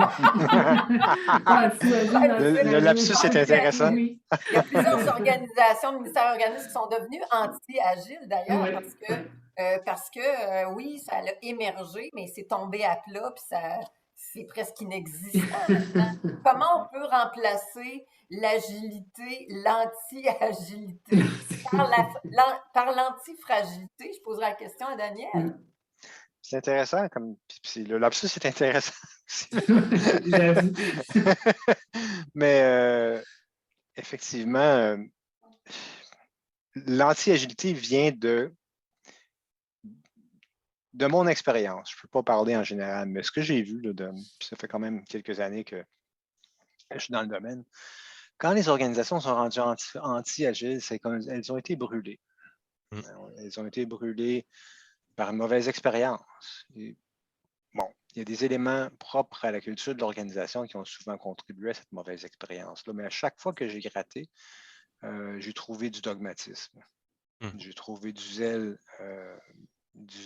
puis du purisme en termes d'agilité qui était à l'origine de cette réaction-là. La seule solution, c'est un chat échaudé qui craint l'eau froide. C'est vieux mais c'est un vieux cliché, mais c'est tellement vrai. Il faut réhabituer le chat à ne plus avoir peur de l'eau par une approche des petits pas, une approche expérimentale, une approche basée sur l'humain, de tout ce qu'on a discuté. Là. Puis rétablir aussi la sécurité psychologique. Avec bien des gâteries aussi. Ouais, puis des jujubes, puis du sorbet. Oui, c'est ça. Ouais. Mais la côte est difficile à remonter parce que, évidemment, on a. Puis, même, je vous avoue que j'ai parfois été dans une situation comme ça où j'ai tout simplement abandonné. Puis, pour une raison très simple, la vie est courte, notre carrière est courte, nos énergies sont limitées, il y a tout un monde à améliorer. Puis s'entêter dans une organisation où vraiment on constate que même avec mes meilleurs efforts, là, je vais m'engouffrer 3 ans de mes meilleurs efforts à quelque part pour finalement, en bout de ligne, je le sentais dans mon plus profond de moi-même que l'impact ne serait pas au rendez-vous. Là. Comme on dit en anglais, I have fired clients. J'ai fini par dire non à des clients même avant même de m'engager, avant même de commencer, parce que des situations anti-agiles comme ça, là, je vais aller vers une plus petite organisation, je vais aller coacher une start-up, je vais aller faire autre chose de mon temps, je vais enseigner. C'est désolant. Mais il y a de l'espoir, Daniel, du côté du gouvernement avec la nouvelle approche de livraison de projet du séquent. Oui, je le disais d'ailleurs dans notre rencontre préalable, le séquent me donne beaucoup d'espoir parce que je crois aussi. Ça a été de toute évidence, je ne connais pas qui a contribué à ça, mais de toute évidence, là, ces gens-là, le gouvernement a fait appel à des gens qui savaient ce qu'ils faisaient. En fait, c'est inspiré des efforts du Royaume-Uni qui sont déployés depuis 10 ans et du gouvernement de la Colombie-Britannique, de l'Ontario, qui ont mis de l'avant l'approche de design thinking ou d'expérience client. Là, tout est vraiment là. Chercher les besoins. On va questionner les besoins dans le contexte en préalable de la solution, en fait. Je pense qu'il y a une grosse réflexion sur les besoins aussi, là, les besoins des clients, la voix du client qui, quand on est strictement dans la solution et qu'on n'a pas entendu et qu'on n'est pas allé chercher les besoins des parties prenantes. Puis ça a été la communauté agile mondialement a été souvent coupable d'être une solution à la recherche de problèmes. OK. Peux-tu élaborer un peu?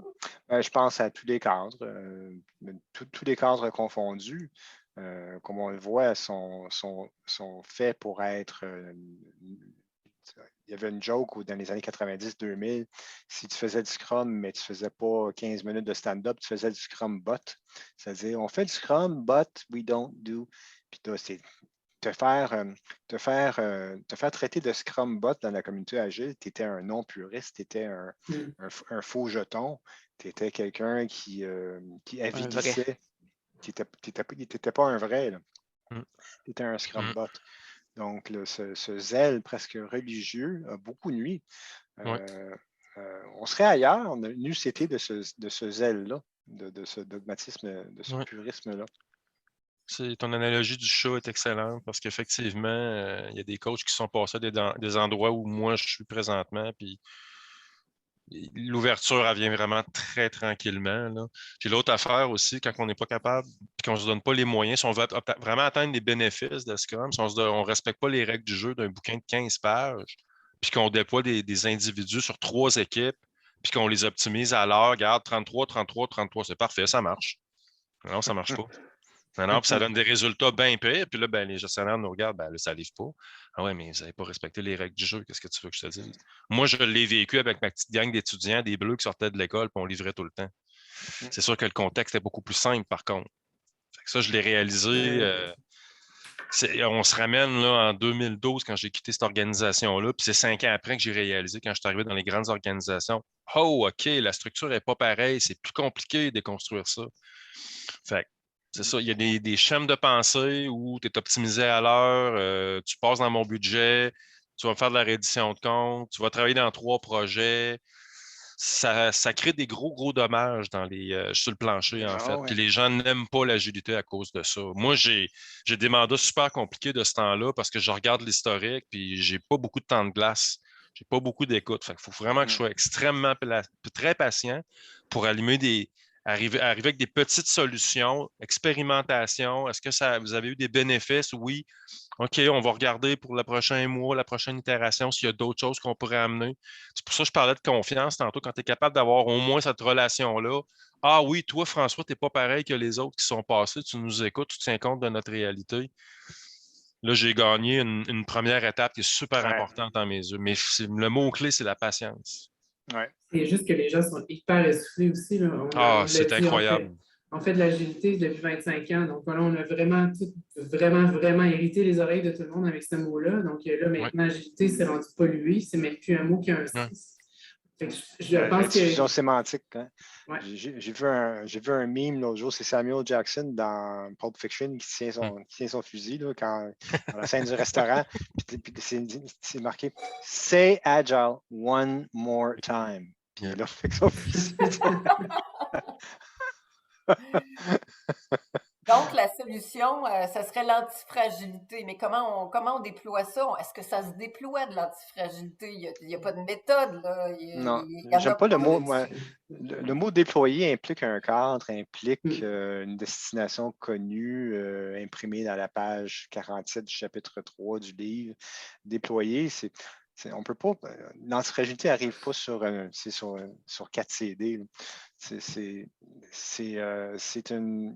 une non-destination, c'est un voyage d'émergence, de co-création. Puis, comment on le fait? C'est quoi les conditions gagnantes pour mettre un contexte d'antifragilité? Une ouverture à l'expérimentation et surtout la sécurité psychologique, la vraie. Si les coachs ou les gens, les leaders, les gestionnaires qui veulent en arriver à l'antifragilité, s'ils sont un pas devant l'organisation, puis c'est toléré, on dit OK, tu fais ta job de coach. S'ils sont 2 pas en avant, on les traite de visionnaires, mais 3 pas en avant, ça devient des martyrs. Donc, mais il faut. La chair à canon. La chair à canon. C'est ça, mais il faut être 3 pas en avant. Donc, ça prend, je pense, la volonté, la prise de conscience d'un niveau de gestion assez élevé. Sinon, la couche la plus élevée, que c'est un travail nécessaire de réinvention, que ça dépasse le simple virage numérique. Le virage numérique est un des aspects de ce qui doit être accompli aujourd'hui, mais il ne faut pas que ça devienne. Ce n'est qu'une infime partie. L'agilité n'est qu'une infime partie, on l'a vu, comme ça a été vécu depuis 25 ans. Là. Si on regarde la chaîne de valeur avec une lentille lean, si on faisait du vrai lean, on ne ferait même pas d'agile parce qu'on se rendrait compte qu'on travaille sur 3 à 4 du temps de cycle. Les artefacts sur les cérémonies. Il faut être agile puis flexible dans nos. Mais en fait, dans tout ça, là, si on démarre un sprint puis on se rend compte qu'on est vraiment à côté de la track. Moi, ça m'est arrivé à quelques reprises, puis je pense que peut-être François, il y a une bonne analogie là-dessus, mais c'est de faire on est vraiment pas. On ne répond pas à la solution, on ne répond pas au problème du tout avec notre solution. Il faut retourner sur la planche de dessin. Ben là, l'agilité ne voudra pas que tu arrêtes ton sprint au milieu, puis tu vas avoir des gens dans ton équipe. François, tu as des points peut-être pour nous raconter ton histoire? Ben oui, au risque de me répéter, mais effectivement, premier mandat comme consultant chez Desjardins, un projet BI, et c'était pas évident. Là. Il y avait une portion à faire, une portion TI, puis là, on les a encouragés fortement à travailler ensemble. Ça a fait des flamèches. Mais ce que tu parles, Maxime, ça existe d'arrêter un sprint, c'est abnormal termination. Je ne sais pas s'ils l'ont laissé, là, mais c'est quand ton objectif de sprint, il prend le clos, là, puis mur de béton, ça ne sert à rien ce qu'on fait. Mes gens dans mon équipe ont commencé à s'engueuler. Moi, j'avais le gros sourire. Enfin, vous vous parlez, vous vous dites les vraies choses. C'est douloureux, là, mais vous vous dites les vraies affaires. Puis Ouais. j'applaudissais, puis le monde, il trouvait que j'étais un cinglé. Fait que là, conclusion, guys, le sprint qu'on fait, c'est quoi? C'est brun, c'est chaud, puis ça sent mauvais? Exactement, François. Ben, c'est beau, on arrête. On arrête ça. On retourne sur les planches à dessin. Je vais aller voir le promoteur. Le promoteur était content. Il disait, arrêter Ouais. le sprint. Ouais, non, les tables là, pour aller chercher les données, ça a été mal conçu, mal pensé. Il faut vraiment se rasseoir sur les planches à dessin. Puis, il y avait un des développeurs qui travaillait dans mon équipe, un dénommé Leblanc. Je m'en vais le voir. J'ai dit, comment tu trouves ça qu'on arrête le sprint? Ça m'a vraiment frappé. C'est la première fois que j'entendais quelque chose comme ça. Je trouve ça merveilleux, François. Ils disent, on s'est trompé 2 semaines et non pas 6 mois. J'ai jamais vu ça ici. J'ai dit, t'es-tu sérieux? Ils disent, ouais. J'ai dit, OK. J'ai dit, regarde, j'ai déjà des spécialistes là, qui pourraient nous aider. Bernard Gosselin, on va retourner en sprint zéro, on va retourner sur les planches à dessin, on va refaire de la conception, on va réaligner le projet. Ça m'avait vraiment frappé. J'ai eu un choc. Moi qui étais habitué tout le temps de me revirer dans des petits studios sur un 10 scènes, j'ai pogné, comme on dit, mon 2 minutes. Fait que Tranche de vie. c'était fail fast, en fait. Hein? Oui, exactement. C'est ça. Puis on a appris, fait qu'on s'est relevé. Le promoteur était tout à fait à l'aise. Il est allé pour interroger mon équipe. Il a posé ses questions. Il dit parfait, je vous écoute, make sense. Fait que ça a été quand même une super belle collaboration. En parlant Malheureusement, de je pensais. Failfast, Hein? alors, je termine, François, je veux juste faire une petite intervention sur le thème de Failfast. Vas-y, j'avais terminé.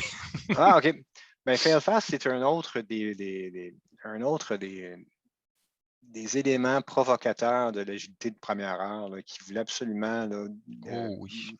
il trouvait tous les moyens premièrement, dans les cadres de première heure, il n'y a aucune référence au gestionnaire, aucune référence au gestionnaire de projet, aucune référence au leadership. C'était vraiment fait pour opérer en terrain hostile.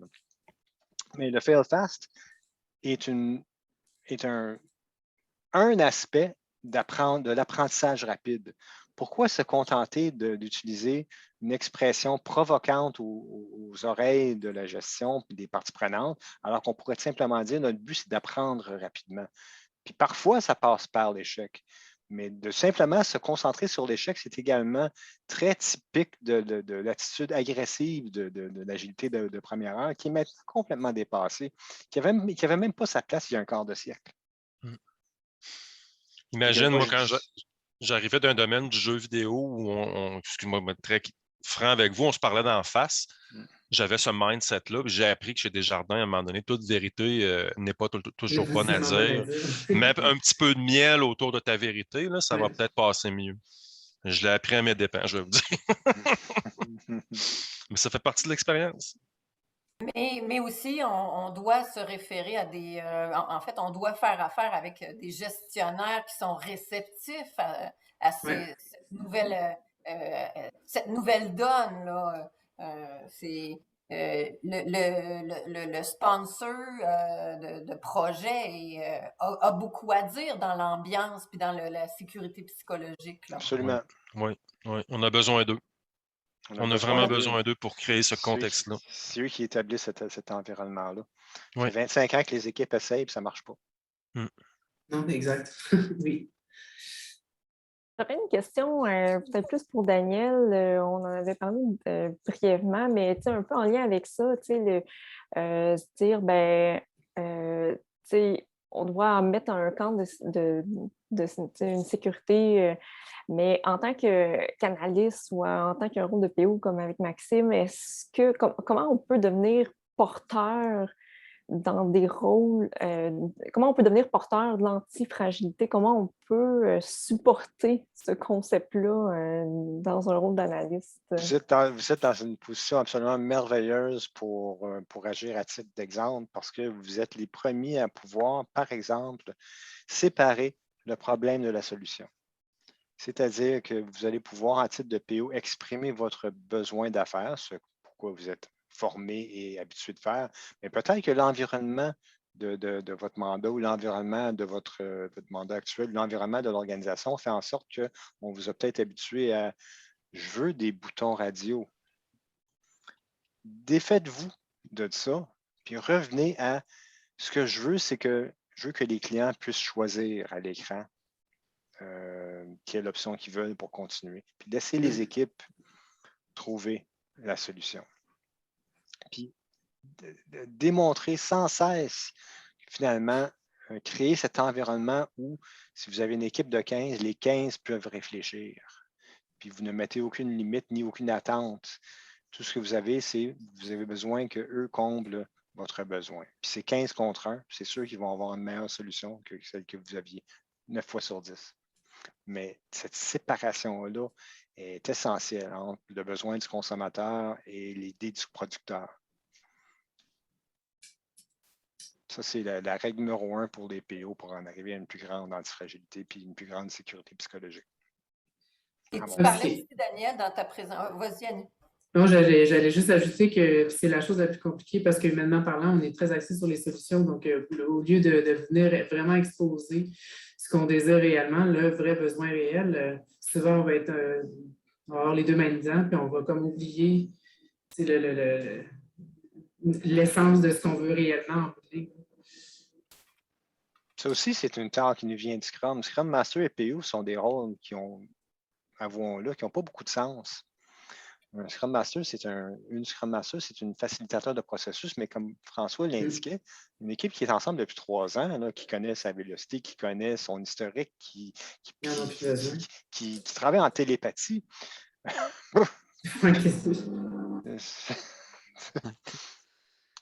Puis le PO qui est censé être la championne pour l'ensemble de l'organisation, puis en même temps, si on lit le Scrum Guide comme il faut, remplace le PM en passant, puis devrait faire du Microsoft Project, puis s'occupe de la reddition de compte, puis la gestion des parties prenantes. Mais voyons donc, c'est Superwoman, ça prend, là. Ah, mais on est tous ça. Mais c'est quoi les conditions gagnantes? Là, on parle les conditions gagnantes, si on résume là, pour faire place à l'antifragilité dans les différentes organisations. Quelles sont-elles? Ben, que les PO soient prêts à jouer le rôle, à jouer le jeu dans des équipes multidisciplinaires, mais au-delà de ça. Que les leaders, que les gestionnaires, que l'organisation ait atteint un point de souffrance suffisant pour voir la nécessité de changer. On n'est plus dans les environnements hostiles, on est en souffrance. Oui. Ben, j'ai travaillé dans une autre grande institution, une grande banque canadienne ici à Toronto pendant plusieurs années. Puis ce que je disais souvent, c'est qu'on fait trop d'argent. On ne changera jamais. On fait trop d'argent. Il n'y a aucun incitatif à changer. C'est un statu quo. Hmm. C'est pour ça que dans les petites startups, comme je parlais tout à l'heure, entre autres de jeux vidéo, on n'a pas cette réalité-là. C'est totalement un autre paradigme. Par contre, même si l'argent est au rendez-vous, la compétition, par contre. Et là, quand même. Oh, oui. Puis on peut passer de Blockbuster, c'est le cliché, là, mais ils faisaient beaucoup d'argent. Ils ont fait beaucoup d'argent dans l'année qui sont disparus. Oui, c'est vrai. Même Netflix leur a dit on va se vendre à vous autres, achetez-nous. 50 millions. Ils sont partis à Reno. Ils ont dit, vous me niaisez. 50 millions. Je ferais pas 3 cents pour toi. Sears est un autre bon exemple. Je veux dire, c'était l'Amazon du passé. Ils livraient des maisons préfabriquées dans des centres partout en Amérique, finalement. Et ils ne se sont pas adaptés. Ils sont morts. C'est malheureux. Qu'est-ce qui attend les compagnies qui n'iront pas antifragiles? On parle de compagnies qui vont à la perte, là. Certaines vont survivre dans un état lamentable trop longtemps. Mais on voit avec la pénurie de main-d'œuvre, ces endroits-là vont se vider bien avant que leur mort annoncée par d'autres moyens arrive à terme. Ils vont se vider de tous les gens qui sont capables de fournir un effort discrétionnaire, tous les gens qui ont à cœur leur carrière et qui veulent travailler pour s'avancer. Ils vont être pris avec... Il n'y a pas vraiment de façon gentille de dire ça. Ils vont être pris avec le pourcentage de leurs employés qui, peut-être pour des raisons X, Y, Z, ont moins de possibilités de mobilité. On va dire ça comme ça. Mais Daniel, ça va être très attractif, très attrayant en fait. Quand tu parles de sécurité psychologique, Oui, c'est très c'est attrayant. très attrayant ça pour le millénial qui se cherche un job parce que le traditionnel, ben ils en veulent plus eux autres là. C'est très attrayant, puis un coup rendu, on veut rester. Ouais, l'attachement. On est antifragile au maraudage. C'est bien difficile là, quand tu passes d'un système de gestion où c'est qu'on on t'a autonomisé, là, mettons, là, on t'a donné de la liberté, puis là, après ça, tu reviens vers un endroit, mettons, ben là, à ta peu, là, il faut que tu me le dises si tu 35 minutes tantôt. Là.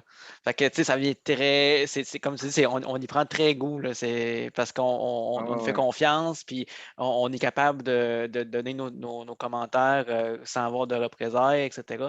C'est bien difficile de retourner. La C'est pas, volatilité, ouais, vas-y, Daniel. c'est pas nécessairement atypique aux milléniaux, c'est la première génération qui a eu le courage de dire ce qu'on pensait tous avant. Moi, je suis père de 3 milléniaux, puis mes garçons, là, ils me surprennent à chaque fois. C'est une génération antifragile. Et oui, l'autorité ne s'impose pas de facto, là. Oh non, j'ai essayé. Faut que ça fasse du sens. Faut que ça fasse du sens et que ça soit cohérent aussi, là. Ouais. Fait qu'on revient à l'essence de l'humain, comme du travailleur comme humain, là, Absolument. dans sa façon d'être. Être un bon parent puis être un bon leader, il y a beaucoup de ressemblances.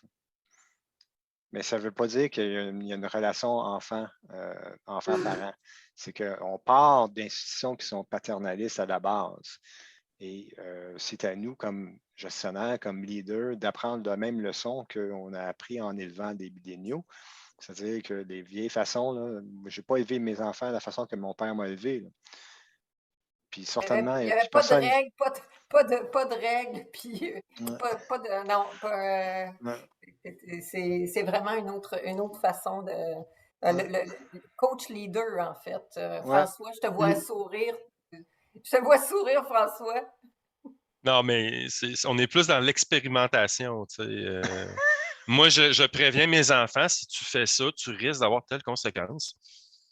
Puis quand ça arrive, ben là, écoute, t'as compris quelque chose, t'as appris, puis c'est toute la notion d'empirisme et d'expérimentation.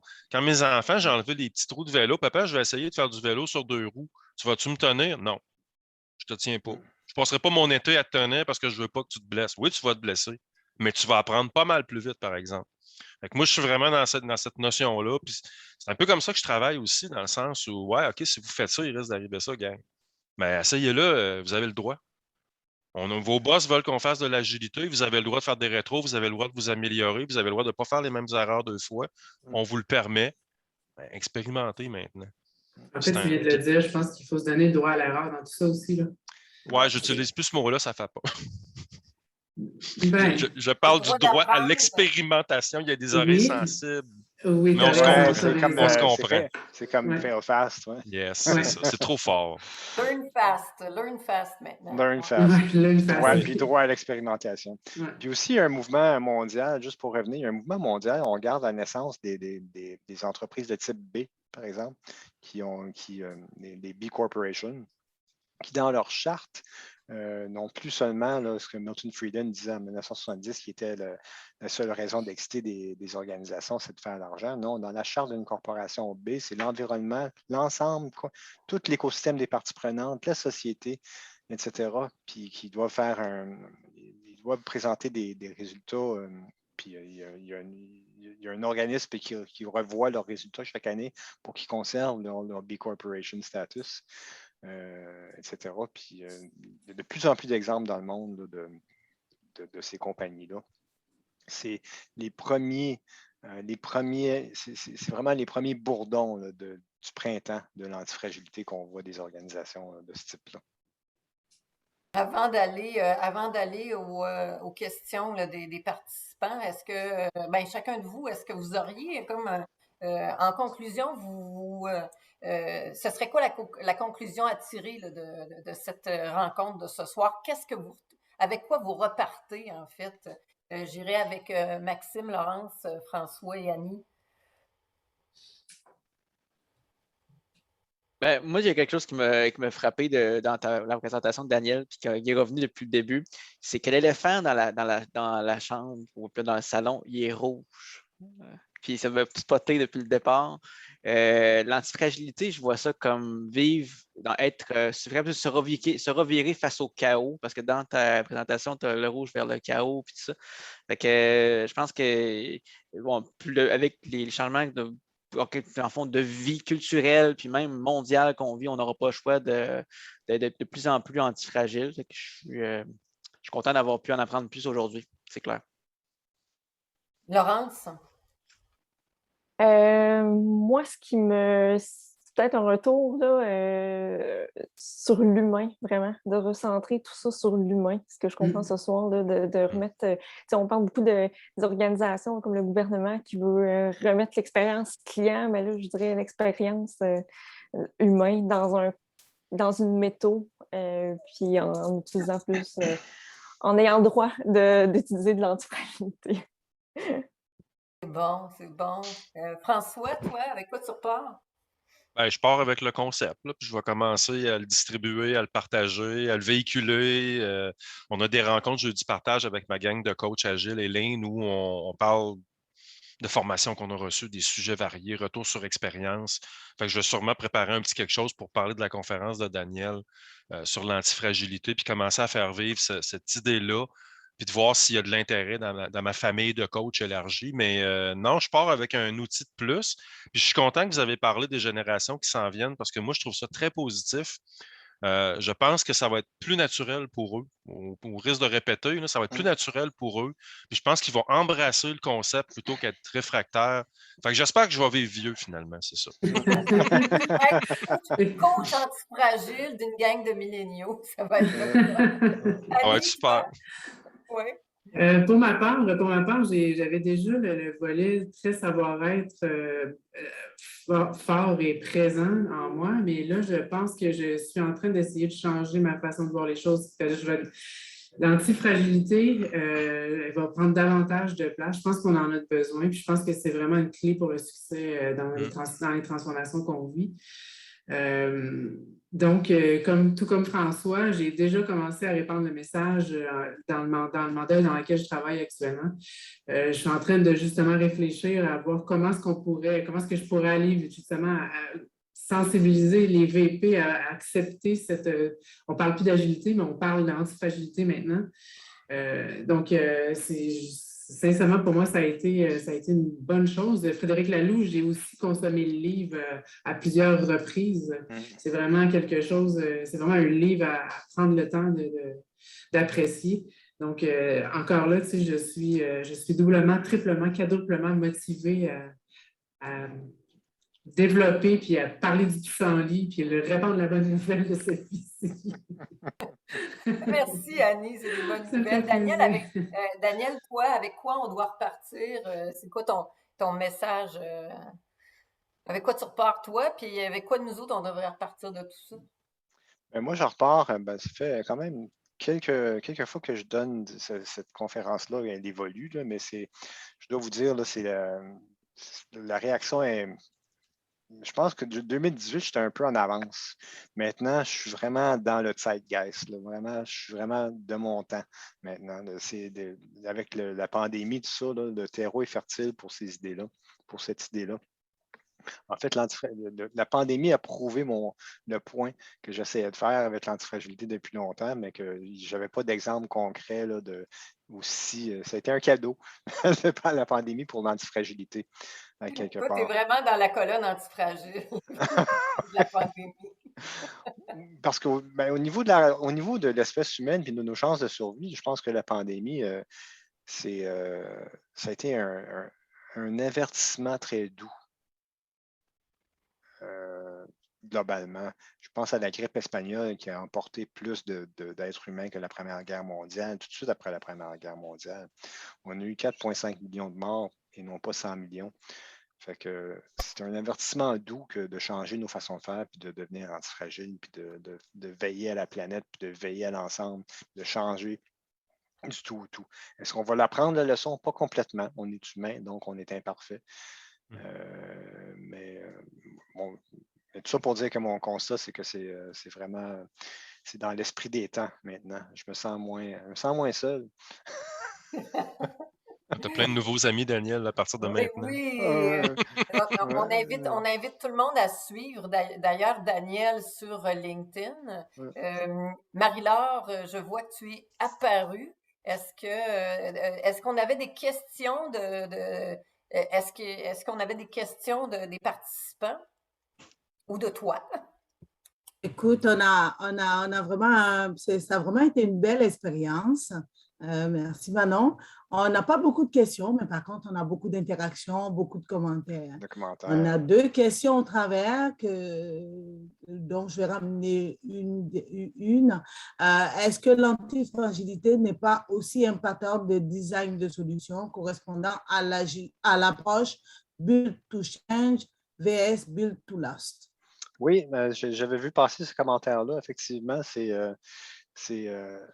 avec l'antifragilité, on s'avoue même en adoptant, en menant à bien une expérimentation, puis en adoptant, puis en partageant les résultats de ça, on est conscient du fait que c'est pas du permanent, c'est du temporaire.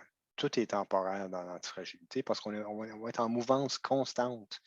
Donc, on va créer des solutions, on va privilégier des solutions simples et facilement démontables, qui peuvent facilement pivoter. Donc, c'est une toute autre approche. Avant, on disait que si c'était temporaire, c'était un gaspillage, on voulait quelque chose qui allait durer, mais il n'y a plus rien qui a une pérennité. Avec le VUCA puis le Pestel, on vit à 1000 km à l'heure. Donc, build to change, c'est une bonne philosophie qui correspond très bien à l'antifragilité. Merci. J'espère que Ginette, ça répond à ta question, Alain. Ah, peut-être qu'Alain nous a j'inviterai quittés. maintenant Ginette qui est la VP Expérience, à qui on a demandé de penser large et de nous donner son commentaire, en fait, sur tout ce qui s'est passé ce soir. À toi, Ginette, allume ton micro.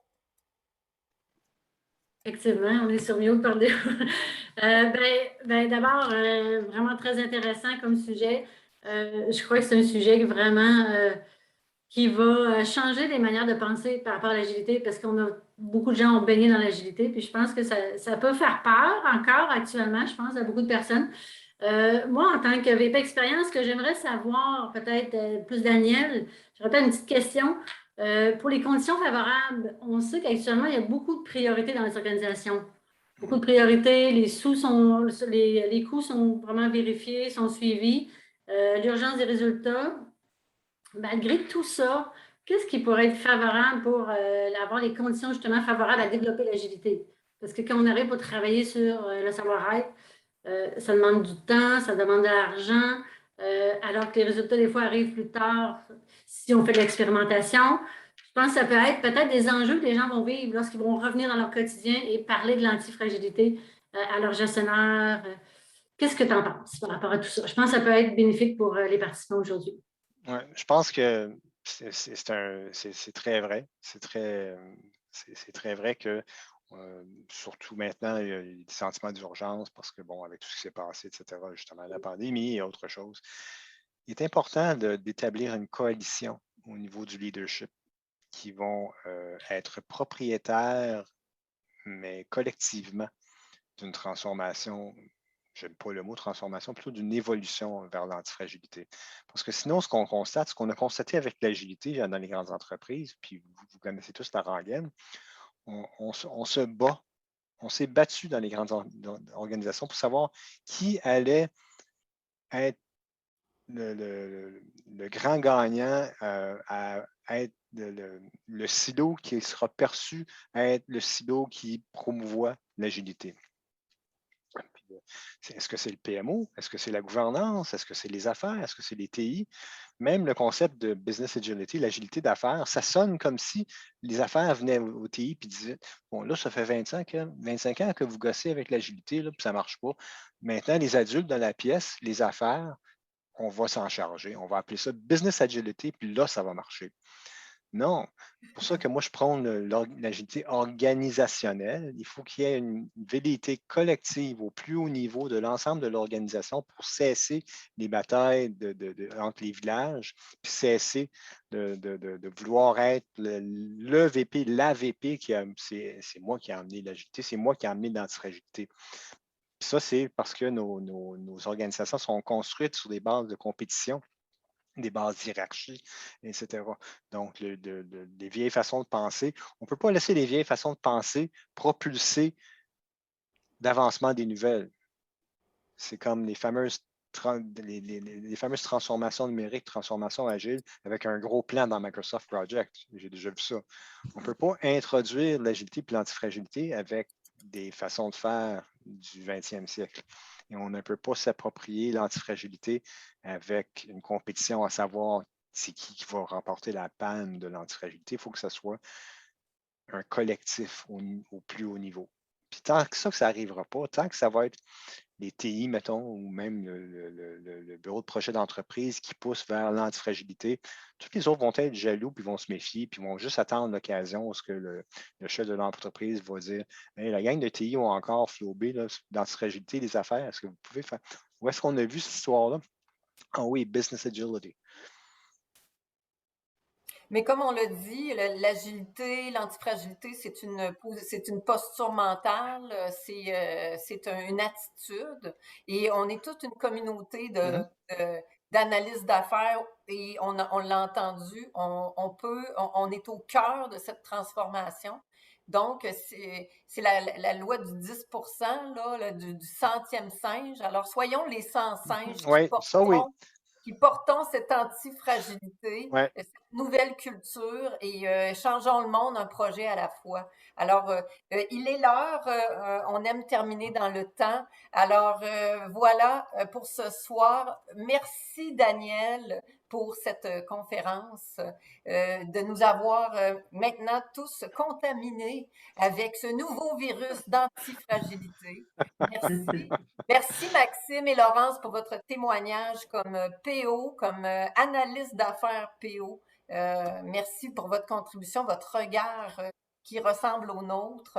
Merci François pour ton partage d'expérience de première ligne. Merci Annie pour ta vision globale. Merci Ginette pour ta dernière question et Marie-Laure pour avoir recruté Daniel. Et vous pouvez rester, tous ceux qui veulent rester, continuer à discuter, vous êtes invités. Si vous avez des questions, vous pouvez les poser dans le LinkedIn. On vous invite à vous inscrire dans le groupe sur LinkedIn.